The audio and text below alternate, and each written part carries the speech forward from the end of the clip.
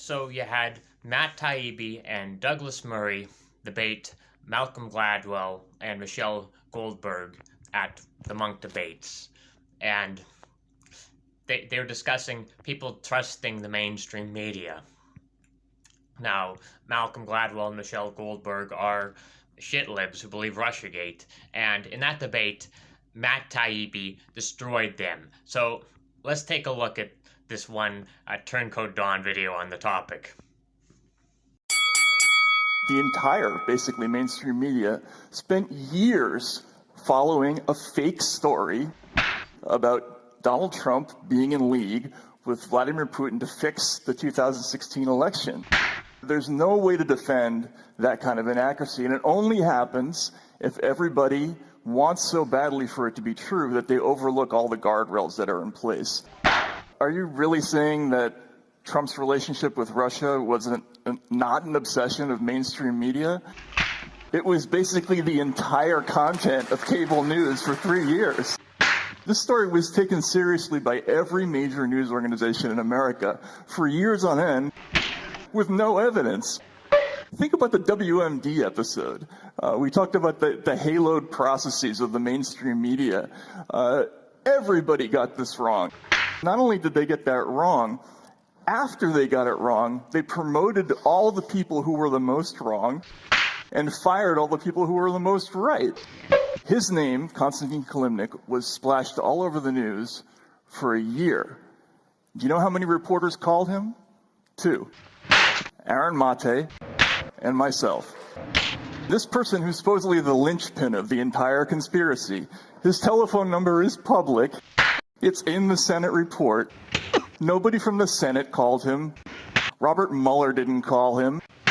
Nobody from the New York Times called him. I remember covering the 2016 presidential campaign.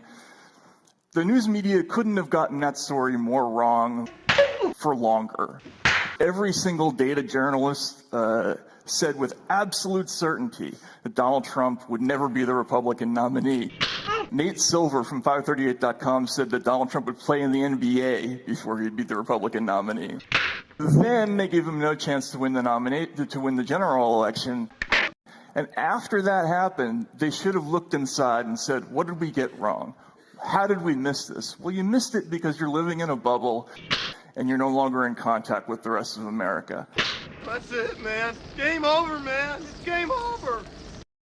That guy was fucking weird.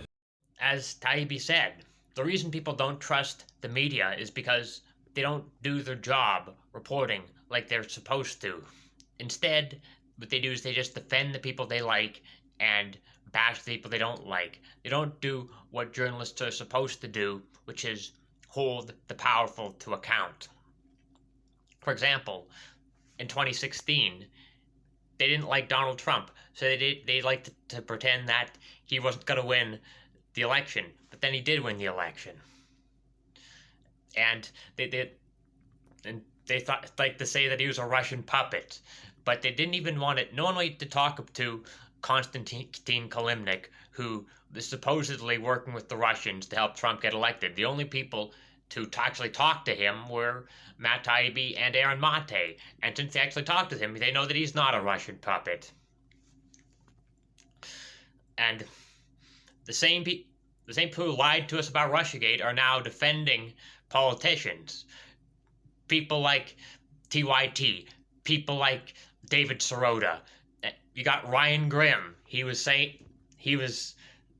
defending the Squad, even though they voted for the bill that didn't give railroad workers any paid sick leave, as the bill that actually contained sick leave, which these railroad workers need, because if you only have higher pay, that's not going to actually do anything. You're still going to have to work the super long hours.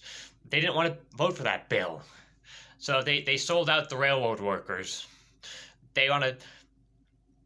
These people, they want to defend the Squad because they like them personally. They want to attack real leftists like Jimmy Dore, like Jackson Hinkle, and like Matt Taibbi because they don't like them, because the real leftists who actually speak the truth. And the people are waking up. The reason that these people are spend all their time smearing Jimmy Dore and Jackson Hinkle is because they're funded by the DNC, the FBI, the CIA, Jeffrey Katzenberg, and George Soros.